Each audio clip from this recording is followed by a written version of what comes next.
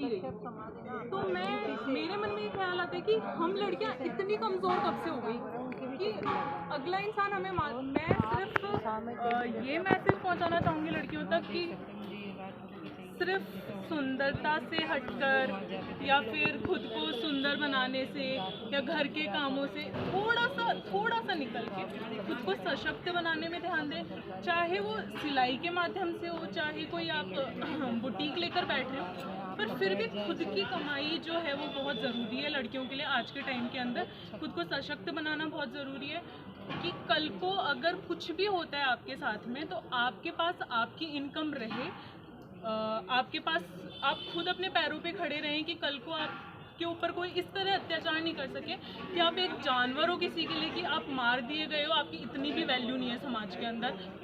तो मैं चाहूँगी कि लड़कियां प्लीज़ शिक्षा पे ज़्यादा ध्यान दें। और मैं माँओं से और उनके पेरेंट्स से ये अपील करना चाहूँगी कि प्लीज़ बच्चियों को बचपन से ये सिखाएं कि तुमको बड़े होके कुछ बनना है। सिर्फ ये नहीं कि चूल्हा चौका संभालो, शादी के बाद भी यही तो करना है, या फिर कमाई के बाद भी तुमको यही करना है। उनके दिमाग में ये डालना चालू करो। क्यों हमेशा भाई को सिखाया जाता है कि बड़े होके तुमको बहनों की शादी करनी है? क्यों एक बहन या एक बेटी खुद की शादी का खर्चा खुद क्यों नहीं उठा सकती? हम इस काबिल हैं कि हम अपनी शादी का खर्चा खुद उठा सकते हैं, हम खुद का खर्चा उठा सकते हैं, हम अपने माँ बापों का खर्चा उठा सकते हैं, हम बेटे के बराबर हैं आज। और ये बात जो होती है कि माँ बाप कहते हैं कि बेटी का खा नहीं सकते, तो वो उस ज़माने की बातें थी जब बेटी को कुछ करवाया नहीं जाता था, बेटियाँ घर में रहती थी, 12-13 साल की बच्ची की शादी कर दी जाती थी और सही उम्मीद की जाती थी तो अपना ससुराल संभालो। आज की जो लड़की है, माँ बाप उनको पढ़ा रहे हैं, उनको पूरी उतनी एजुकेशन मिल रही है जितनी उनके बेटों को मिलती है। तो आज बेटियों की भी जिम्मेदारी है कि वो खड़ी हों और अपने माँ बाप का पूरा कंधा बने, उनका साथ बने, उनका बोझ ना बने, और अपने दिमाग में ये बात लेकर चलें कि कल को हमको सशक्त बनना है, अपने बच्चों को सशक्त बनाना है, अपनी पीढ़ी को सशक्त बनाना है, राजपूत समाज को सशक्त। आज की हम उम्र की जो बच्चियाँ हैं वो इस समय चैनल के माध्यम से आपको देख रही है जी। तो दहेज जो लोभी है जी, उनको आप क्या संदेश देना चाहोगे?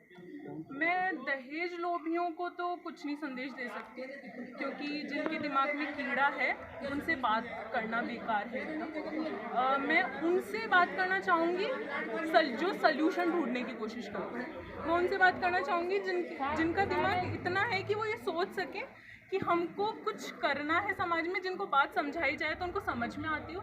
मैं उन लड़कियों से बात करना चाहूँगी, उन्हीं के पेरेंट्स से बात करना चाहूँगी प्लीज़, क्योंकि कल को अगर मैं कमाती हूँ तो मैं उस लड़के से भी ये क्वेश्चन कर सकती हूँ कि आप कितना कमा रहे हैं जो आप मुझसे मांग रहे हैं 25 लाख रुपए। क्योंकि आज की पीढ़ी में 25 लाख रुपए ऐसे कोई जमा पूंजी एक मिडिल क्लास के पास होती नहीं है कि ऐसे घर में रखी हुई और मैं तेरे को ला के दे दूँ, हाथ में तेरे 25 लाख भी दे दूँ और हाथ में तेरे कार भी दे दूँ और हाथ में तेरे को AC और सब कुछ भी दे दूँ। इतना किसी के पास होता नहीं है आज के टाइम के अंदर। तो मैं तो बहुत ही शर्मनाक बात मानती हूँ ये कि अगर कोई मुंह से मांग रहा है राजपूत होते हुए तो वो भिखारी से बदतर है नहीं मेरे लिए। मेरे को ऐसा लगता है कि लड़कियों को ये चीज़ आगे आके समझनी चाहिए कि जिस दिन हम सशक्त बनेंगे ना उसी दिन आवाज़ उठा सकेंगे। तो मैं सिर्फ उन्हीं से और उनके पेरेंट्स से बात करना चाहती हूँ कि प्लीज़ उनके बचपन में दिमाग में ये चीज़ डाली जाए कि तुम सिर्फ चूल्हे चौके के लिए नहीं बनी हो। ये चीज़ बहुत ज़रूरी है लड़कियों के लिए भी लड़कों के लिए भी, सिर्फ लड़कियों के लिए नहीं, लड़कों के लिए भी उतनी ज़रूरी है। माँ बाप बोलते हैं कि बेटा है ना तू तो खेलने चला जा, पर बेटे मेरे को तेरे से काम करवाना है। भाई काम है। दहेज प्रथा एक ऐसी बीमारी है जिसमें जैसे कई लड़कियां भी है उनको भी यही टेंशन रहती है कि हमारे पेरेंट्स शादी कैसे करेंगे। तो आप उन लड़कियों तक ये मैसेज दे सकते हैं कि उन लड़कियों को ये टेंशन नहीं रखनी चाहिए। जी जी जी, ये इसका उत्तर भी यही इसकी वजह से कई लड़कियां डिप्रेशन में तक जाती है। जी जी जी। इनकी वजह से कई लड़कियां अपना विकास नहीं कर पाती, क्योंकि उन्हीं को भी यही टेंशन रहती है। जैसे पेरेंट्स को टेंशन रहती है वैसे ही उनको अपने माँ बाप की टेंशन रहती है। ये बिल्कुल आपने एकदम सही बात कही, क्योंकि बचपन से ही बेटी को क्या सिखाया जाता है कि तू कल जाएगी और तेरे लिए हमको देना पड़ेगा दहेज।